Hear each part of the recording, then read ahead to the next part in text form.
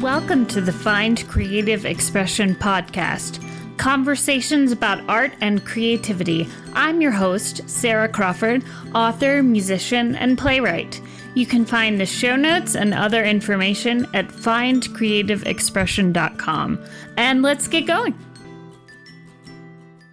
Hey everyone, welcome to episode 3 of the Find Creative Expression podcast. Coming up a little bit later, I'm going to have an interview with playwright Tommy Jamerson. Tommy is always a blast to talk to, so definitely stick around for that. Things have been going pretty well for me. This past Friday, I had a BookBub featured deal on my free book, We Own the Sky, which is book 1 in the Muse Chronicles trilogy. So BookBub has a mailing list of 10 million people. I think there are 1 million or so on the YA list. So after the email went out to that list telling them to all go download my book for free, I got thousands of downloads, quite a few sales. At one point,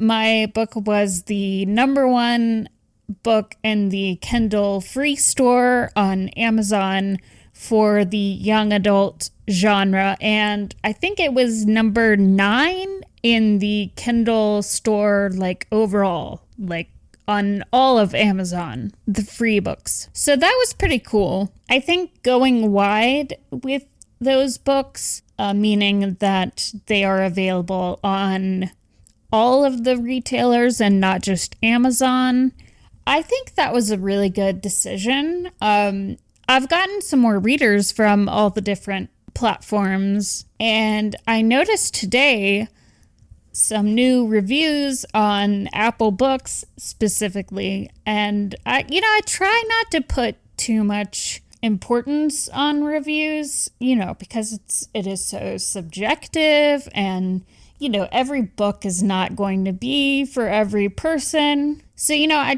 try to take them with a sort of grain of salt. I mean, if there's something helpful that I can use as constructive criticism, then, I'll pay attention to that. But I try not to worry about all the subjective stuff. But anyway, I saw a review on Apple Books today that just really made my heart happy. This girl said she had goosebumps the entire time she was reading it, and she cried, and she really wants to, become a movie producer just so she can make it a movie and cast Harry Styles as Vincent, which, I never would have pictured Harry Styles as my character Vincent. But, now that I thought of it, I don't think he would be a bad choice.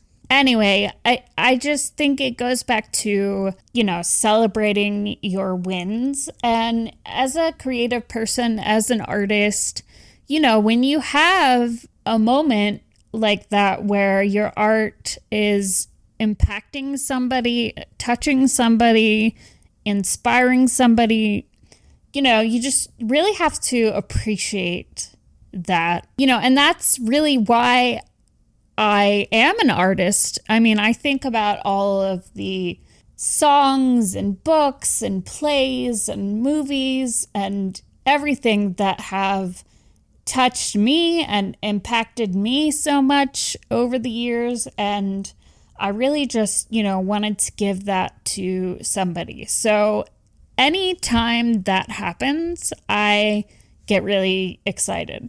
I just went wide with the first book in my Shadow Vampires trilogy called Into the Shadows, and I put the sequel up for pre-order, which is kind of risky because it's the first time I put something up for pre-order before I'm finished with the first draft.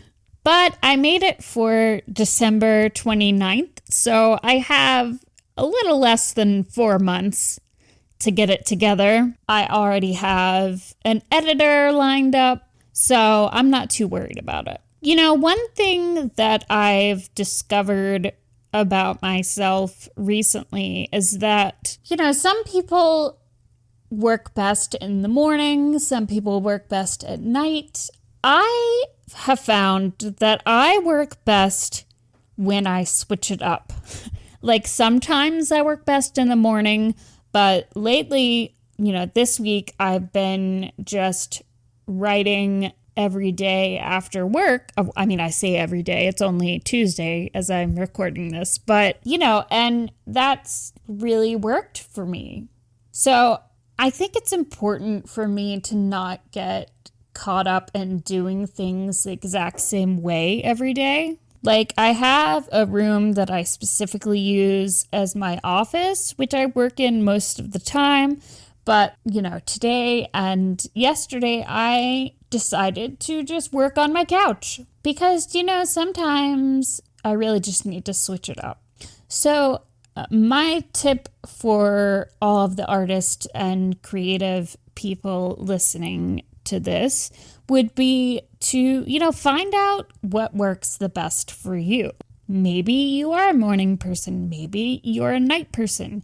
Maybe having a routine is really something that you need. Maybe you're like me and you need to do something different every so often. But I think the important thing is just to find your process, with whatever it is, with writing, with painting, with singing, whatever creative thing that you do. All right, so let's get into the interview.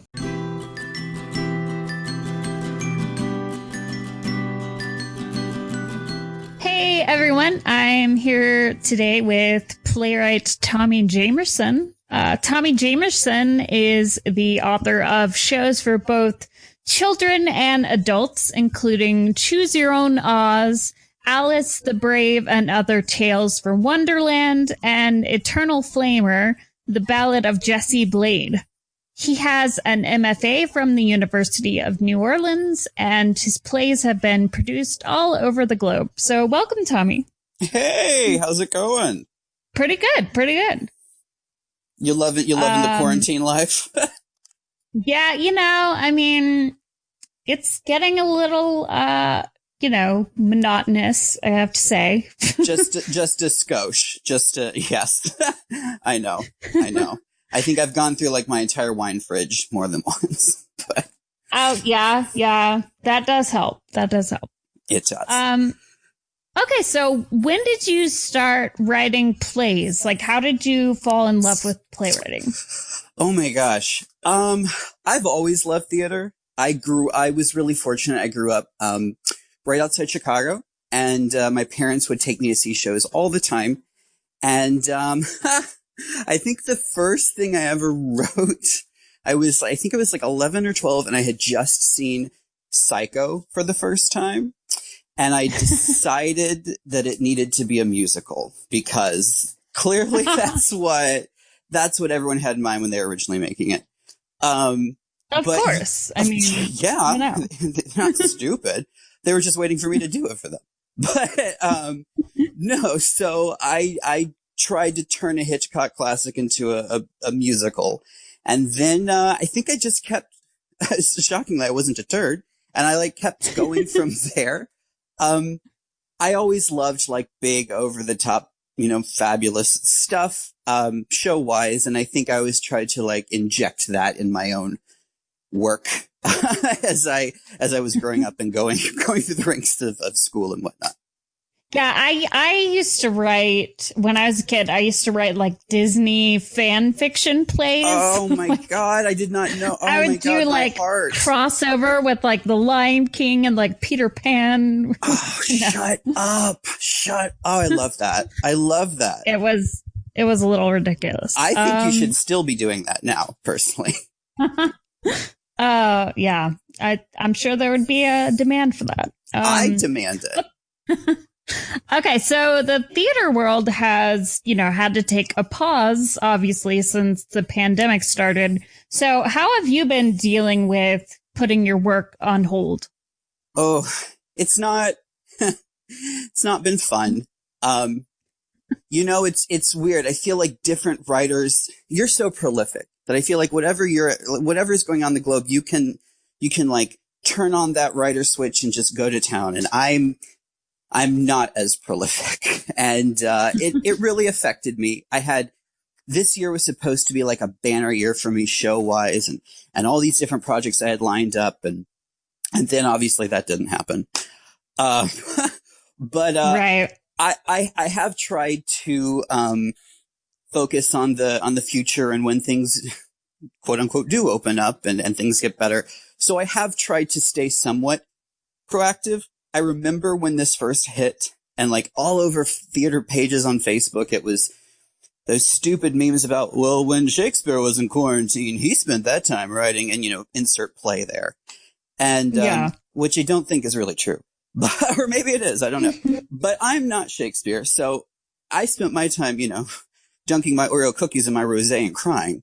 But no, I after a sad period, I got back on the horse and I've tried to just go back to work like normal and write my shows. And I had some that I was under contract to do anyway. So just kind of focus on, well, when theater happens again, hopefully this will be happening on the stage. But it has been like, it has been a problem. Yeah. I mean, specifically with playwriting, because I've been writing throughout this, but I have not been doing like playwriting at all. Like I was working on a play when this all started and I just haven't even touched it like since then because I just feel like there's no point, really. So I definitely feel you.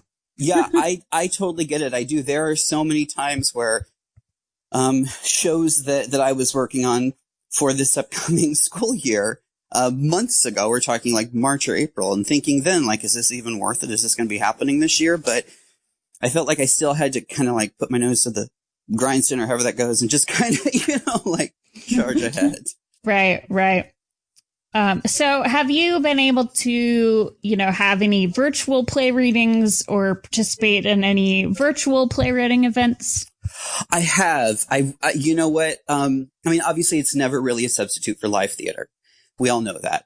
But, there's a wonderful theater company in New Jersey about 10 minutes or so from where I live, that I've partnered with before and am partnering with again next year. And they've done some stuff of mine virtually and done some live readings. And, it's kind of been nice to virtually have that rehearsal process experience, like talking with everyone before and changing lines. And, right. It's kind of helped a little bit. I've had 2 things done. I don't know if there are any more that will be happening while this is happening, but, it has helped scratch that itch a bit. Yeah. It's nice not to be like just totally not doing anything, Yeah. Yes. Yeah. Yes. Because, theater, it's like kind of, come to a complete like halt, so it's tough, It is. I have so many friends who are in professional theater, who are in community theater, repertory theater. It doesn't, and we're all kind of in this boat together of, they just want to act or we just want to create and throw it on the stage and have people come and see it. And it's just not possible. And it's kind of heartbreaking, but, hopefully my hope is that when things do open back up, there'll be this hunger from, Joe Public that they will want to come back and they'll want to experience this and maybe some phenomenal shows will come out of this time. So right. We'll see. Yeah, I'm thinking, I hope we don't see like a lot of pandemic related shows. Like, I feel like that's probably coming, but I hope not. Those can take several seats. No, I don't. No, I don't need to see those. No offense to anyone who's writing them. I'm sure they're fabulous. It's just, not what I'm in the mindset for. Yeah, I think, everybody needs kind of a escape from that, So you write a lot of plays for younger audiences. What draws you towards writing for a younger audience? You know, I originally didn't. When you and I first met, I was like only doing like adult, nasty stuff that you don't take grandma to. And, I wasn't getting a lot of work. And I have always loved Disney and children's media. And, I went to a production of a show a friend was in at the Indianapolis Children's Museum, which has like this insanely beautiful stage. And I remember watching the show and thinking like, I'm enjoying this more than the kids are. Like, this is so good. It was just, you know, it really took you to another world. And, I spoke with the artistic director about working with them, and they were like, well, do you have any experience doing children's shows? I was like, well, no, but you know, I can try. And it kind of just started me on this path, and one led to two, and then two led to a deal with a publishing house, and it just kind of snowballed. And I know a lot of my undergrad professors were kind of surprised, you know, that the turn that I had taken, but it's, you know, it's been really rewarding and really fulfilling artistically. So it's kind of like a nice surprise, you know. I mean, I totally understand that, because most of my plays tend to be, you know, adult oriented, but I started writing young adult fiction, obviously. And I just feel like there's so much you can do with writing for a younger audience. Like, it seems like there are more possibilities. I mean, maybe not, but no, totally. But, you know, I feel like it opens more doors. Like, there are more things you can do with it. Well, I think too, like, if you think even like some of like the great family films of like the past 30 years, whatever, no one's crying at most of these Oscar bait things, but you put in The Lion King and it's like, you know, you're sobbing. Like, it's like stuff that's aimed at children or younger audiences, even if they're teens. Like, you can really go there on different emotional levels and really connect, you know, with a much wider audience than it's given credit for. I was reading this book yesterday called Time After Time. I don't know if you've heard of it,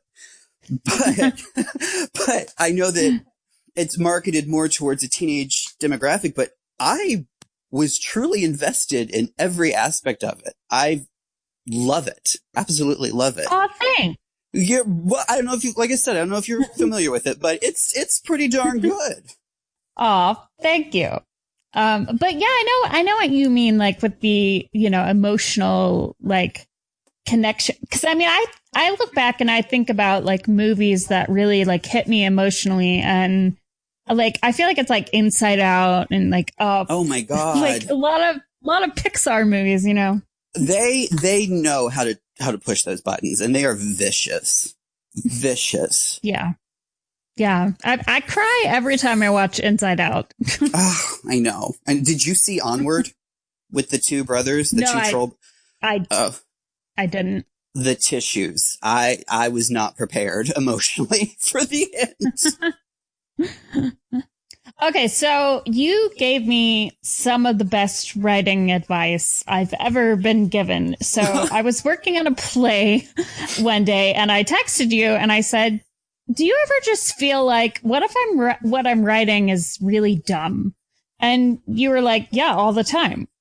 And I said, well, what do you do? And you said, Sarah, you just have to write through the dumb. And I feel like that's practically my motto now. So, you know, I wanted to ask you, how important do you think it is for writers to just keep going even when they're doubting themselves? So I did make that up, but do you know where I kind of got it from? No. So I love really bad horror movies. And there's this guy, I think his name is Lee Winnell, and he is in charge he created like the Saw franchise and like all these major, Hollywood horror films. And he had this really bad one. No offense, Lee, if you're listening, called Dead Silence, about like killer dummies that stole people's tongues. And I was watching the DVD of it, and I watched the making of it because I kind of had a crush on him at the time because he is really cute. And he was talking about being a writer And, you know, the studio pitching him this idea of writing the script about these dummies and how ridiculous it was. And his analogy was more like with vomiting on the page and keep going, kind of grosser. But basically it was you just keep powering through it. And I've always kind of kept that in my pocket, and I guess altered it when I gave it to you. But I think it's really important. I have hated every single show I've ever written at some point. I mean, some I've never fallen in love with. Others, it just took me writing through that dumb, bad, gooky period to get to the other side to where it's good. But it's one of the hardest things that you can do as a creative person is to like power through the part where you're hating everything that's coming out of you, be it a novel, a painting, a play, you know. But I think it's essential to completing the work and then getting to the next draft and really, you know, getting it to where it needs to be. Oh, yeah. Yeah. I mean, you can't edit a blank page, you know. No. I mean, you have to have like something to work with, you know. See, that's so much prettier than what I said right through the dumb. And then you can't edit a blank page. No, but that's like, so much prettier. I'm going to get that like tattooed on me though, right through the dumb. I mean, it's just like, it's so brilliant. I find that, you know, when I'm in the writing process and I think something is particularly dumb and I'm like, everybody's going to hate this. It's never the things that I think people are not going to like that they end up not liking. Like it's always different things. Same. I can never predict how something's going to go in a reading. All these years later, I will go in thinking, okay, this is going to be a home run in this section right here. It's going to get them. We're going to slay. And nope. It's always the stuff I don't anticipate at all that is like, oh, well, okay, I guess that's good. You can never predict it. Right. And with playwriting specifically, it's like you really don't know how something is going to play until you kind of hear it out loud or see it with actors, you know. I mean, you really have to go through that process. But yeah, and even still, like, I guess it's the same with everything. You don't know who's going to pick up your novel on what day and if they're going to fall in love with it the way someone else does. I mean, last year I had a 3-week run of a show and I went to a bunch of the performances and there were nights that I felt like the actors were the same quality the entire time. And there were nights that the audience was just lapping it up and other nights they might as well have been home, you know, like they were not. Right. You just never know. It's crazy. Yeah, I mean, I've definitely had that experience because I used to do, you know, a lot of theater when I was like in high school and even just acting. It's like, yeah, it's always totally different from one night to another, you know. Completely. And the OCD part of me that likes to control things like hates that because I can't, you know, force someone like laugh. But no, I know. Well, I think, you know, it's like half of art is, you know, sharing it with people and having an audience. And so it's like that, you know, it's a whole other aspect that you just have no control over, like whatsoever. Like there's really no rhyme or reason behind, you know, what things become like a phenomenon and what things just kind of don't do very well at all. Like it's very subjective. It's true. Well, you think of all the years that Broadway producers and novelists and film producers have tried to like find the next big thing, whatever it is, and all the different things they'll throw out into the world, and 90% of them flop. And they have no clue why, because they've crunched all the numbers and the data and everything has proven this is what is going to work. And it doesn't. We never know. Right. You know, there is no rhyme or reason. It's just. But then you have like 50 Shades of Grey, which just like randomly blows up, you know.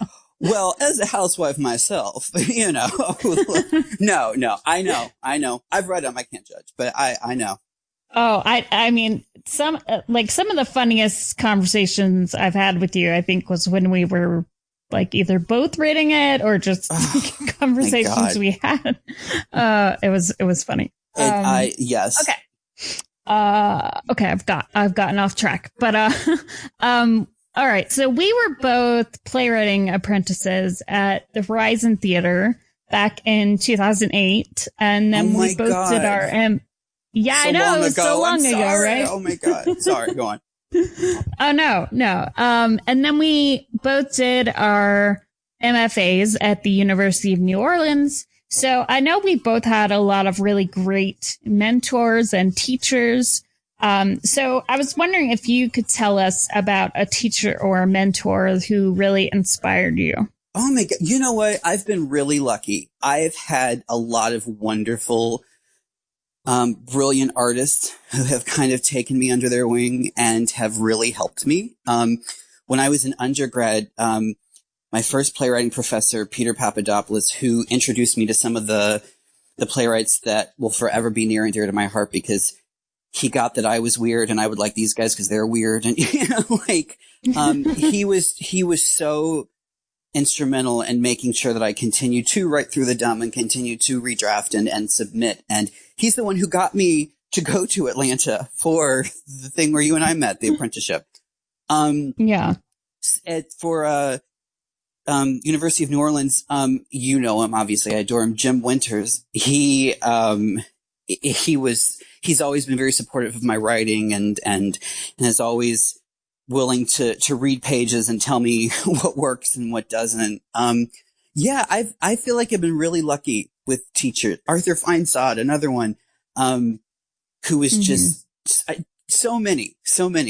But yeah, I feel like I've had a lot and I'm really grateful to have had all of them in my life. Yeah. I've had a lot too. And yeah, I think we've had some of the same ones. You know, Jim obviously was very, supportive of my writing and yes. He just really taught me a lot. And, you know, Adaye from Horizon Theater. Oh my God. Yes. He was amazing. So, and just, like Suhaila, I mean, everybody that I've been kind of lucky enough to work with, has really been, you know, influential to, like, even people who, like, I had a playwriting professor in undergrad. I'm not going to say his name, but he was, he was very, like, just very difficult.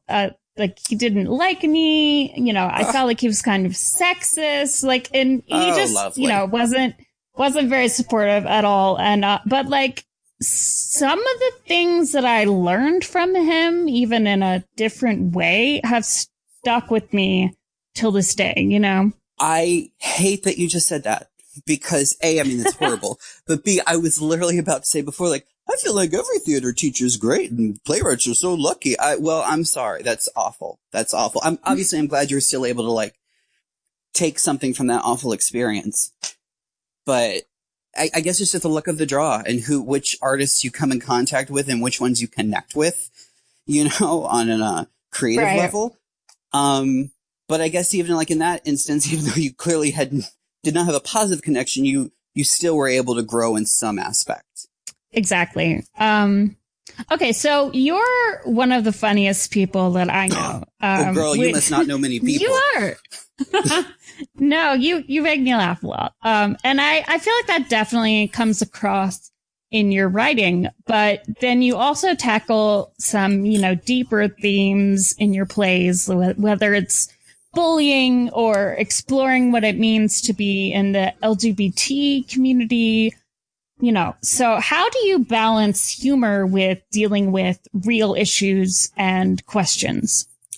It's really stinking hard. I have a show that I've worked on for about a decade, and it had its New York premiere was last year. And I was stunned at how well it was received because I kept seeing, you know, all these glaring errors. And it dealt with sexual assault and survivors of sexual assault. And I didn't want the show to be 90 minutes of just, you know, we're depressed the whole way through.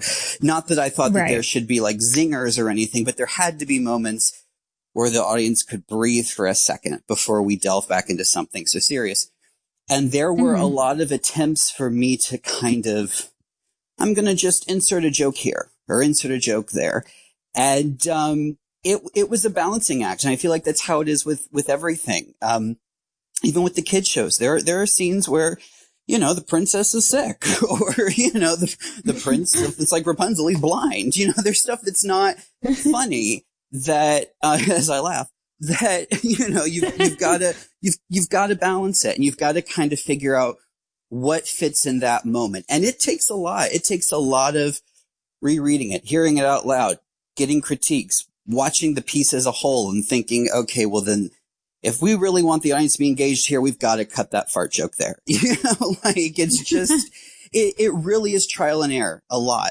I find that I try and throw way more crap at the wall than I should to see what sticks. And then end up pulling back almost the vast majority of it. But, you know, it's all about, you know, figuring out how to make it work. Right. Right. I mean, you know, I feel like that's kind of a good approach. Like you think about, you know, sculpture, and you have to like kind of carve away, you know, where it actually is. So it's like, I feel like that's kind of the same process of like just throwing things out and seeing what works. Like you're kind of figuring out what your play actually is, you know? Oh, absolutely. I mean, to me, writing a play is a balancing act as a whole, because every scene needs to line up and flow in such a way that everything is a smooth trip from beginning to end. And one hiccup, one too much comedy here, a monologue that goes on too long there, people that ramble like I am right now over here, you know, like it just, it somehow screws up the structure and the flow of the narrative.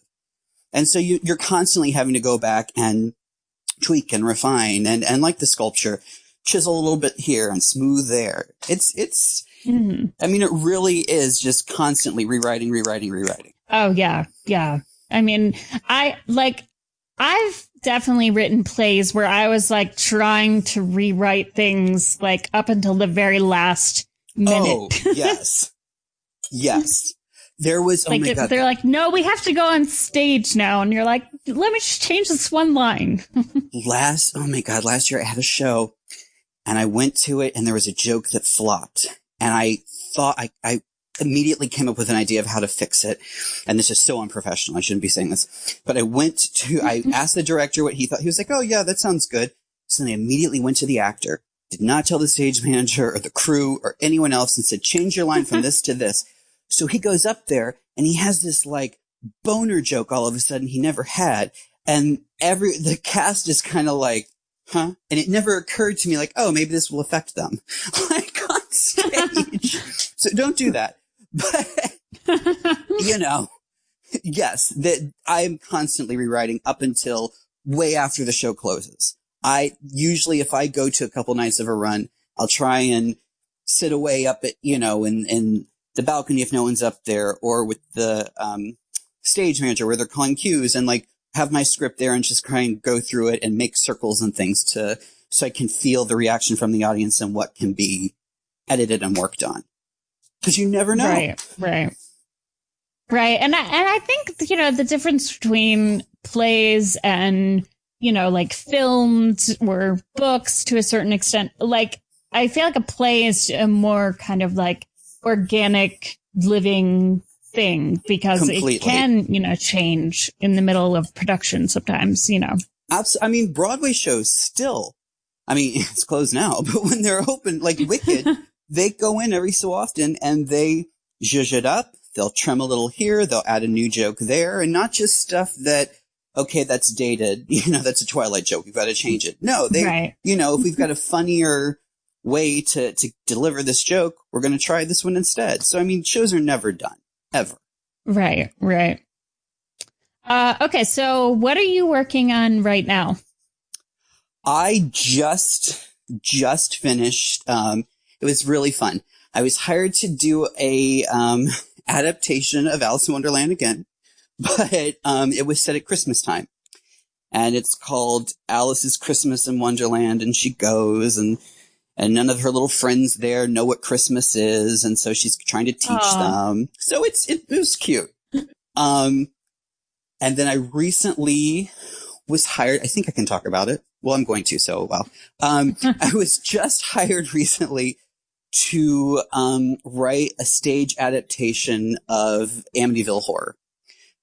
So going from Alice to this, which is going to take some time, but I'm excited for it. I have no idea how it's going to turn out. I have no idea what I'm going to do, but they kind of gave me carte blanche to explore the real story and go through the history of it. And I don't know. I think it's going to be totally different and not for kids, but I think it's going to be fun.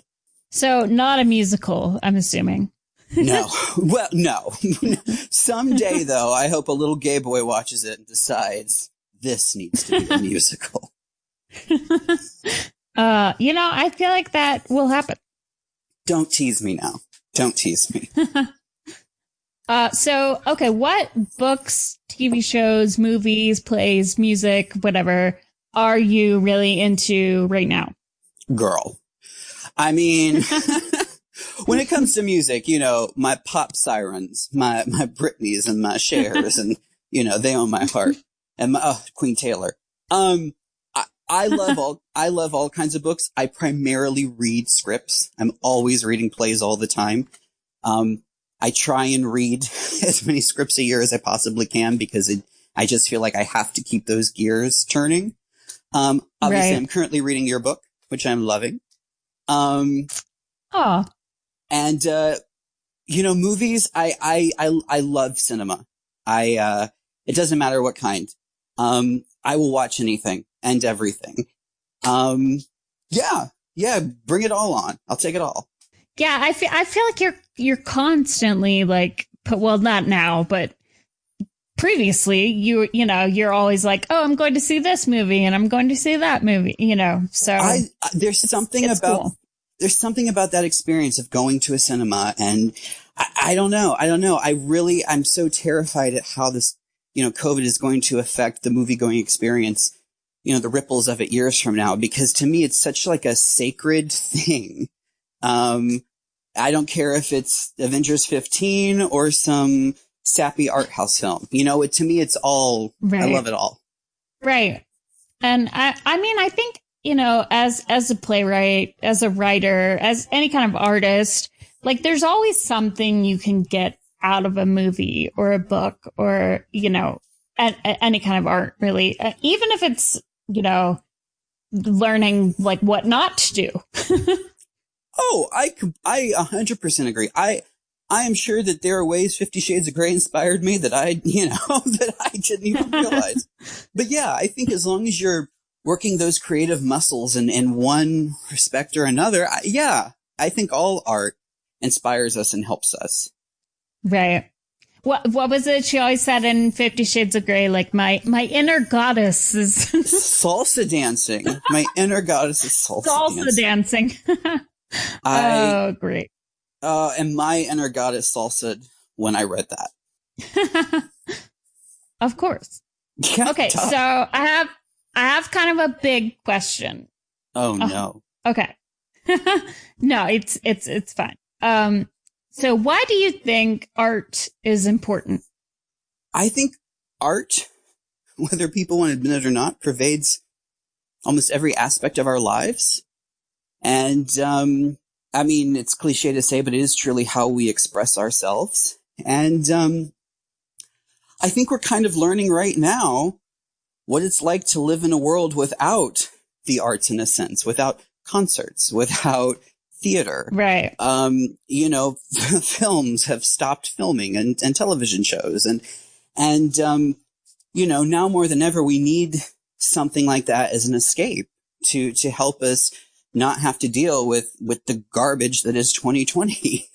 Right. And I think that, at the same time, hopefully we'll appreciate that escape later on when things do open back up and we're able to realize, oh, wow, this album really took me to a different place. And if it hadn't been for this creation, I would have, been really sad. I think art really affects us in so many ways. And it's just part of our daily lives to a degree we don't even realize. It's how we function. It's how we communicate. It's how we dress. Yeah. Does that answer it? Oh, yeah. Yeah. Okay, cool. Yeah. I've only done 3 episodes now of this, but, these last 4 questions I ask everyone, and it's been really interesting hearing the different answers to that question. Oh, I bet. Well, I'm not gonna lie. I've listened to the other episodes, but yes, I agree. No, yeah. Everybody's kind of had like a different take on that. So yeah. I think it's cool. They have. And from what I recall, they were all different, but even with the different facets of art, I've agreed with everything that they've said because they all ring true. Yeah. It's interesting, like the different people's perspectives on things. No, absolutely. And I think it also depends on what someone defines as art. Because while I may say it's in every aspect of my life, other people may say, not so much Queen, so. Right. There are people that would probably say that 50 Shades is not art. Well, shame. But their inner goddess is obviously not salsa dancing. Their inner goddess is sad. Okay, so where can people find you and your work? Oh, I am on the Facebook, Tommy Jamerson author, Jamerson. I have a nifty website. It's just TommyJamersonPlays.com. I'm not really on Twitter. Oh, I am on Instagram, Tommy Jamerson Playwright. So it's kind of the same all the way around. If you look for my name, you should be able to hopefully find me. Right. And I will link to all those places on the Find Creative Expression website. So findcreativeexpression.com. Girl, you spoiled me. Thank you. Okay.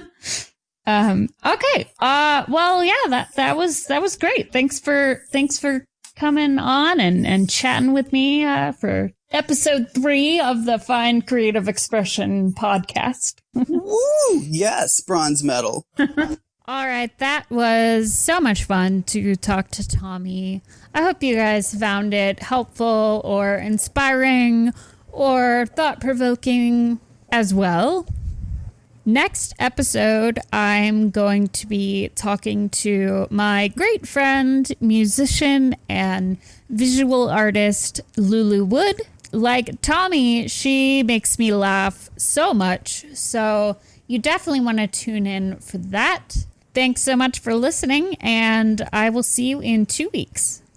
Thanks for listening to the Find Creative Expression podcast. Please take a moment to leave us a review on your favorite podcasting platform.